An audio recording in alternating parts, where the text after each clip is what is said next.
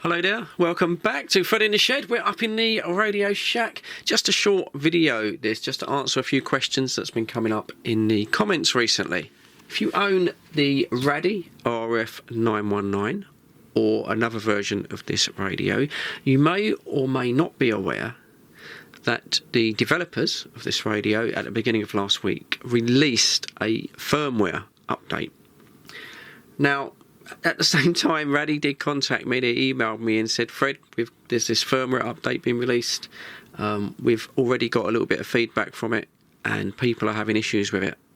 So, proceed with caution. We're talking, the version number is version 1.706.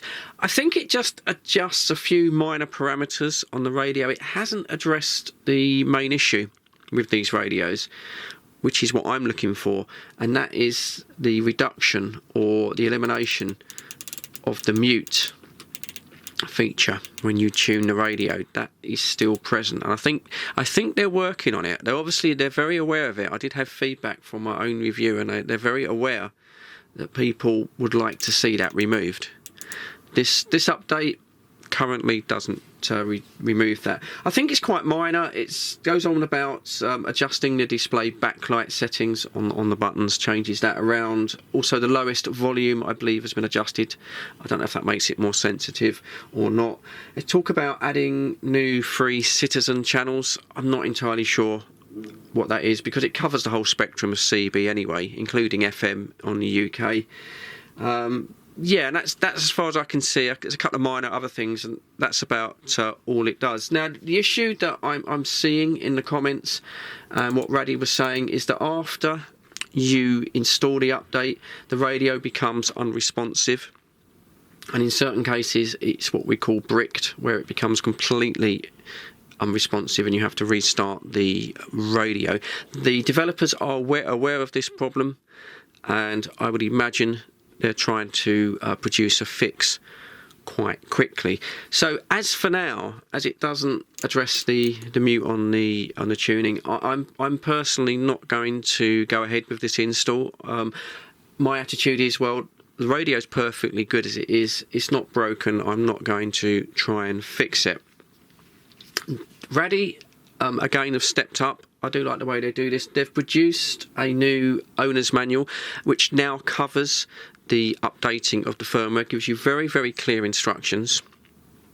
I'll link that in the description if you want to go away and have a look at it. But basically, all you need to do is you just need to download the firmware patch onto an SD card, pop it into the radio, put the radio in blue MP3 mode, and then once it starts reading from the card, it then goes into update mode. I haven't done it. It seems quite easy. But the new manual is version 2.3. It's on PDF format, and as I say, I will link that in the description. I will also link the firmware update if you really want to go ahead and try it yourself, but with caution. Okay, if you've got the Raddy radio, Raddy are quite transparent about this, because this has come from the developer.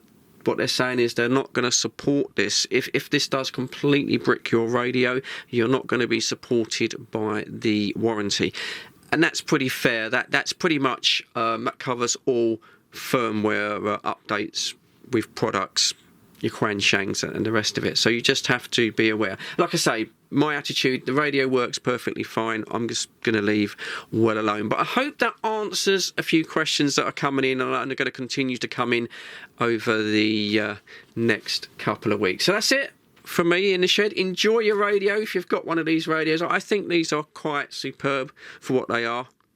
And you'll be seeing some more reviews on these radios in the future. But as for now, as always, thumbs up for me for your view times. Thanks for popping by. Please, please, please look after each other for me. Stay safe. Catch you on the next one. Cheers, guys.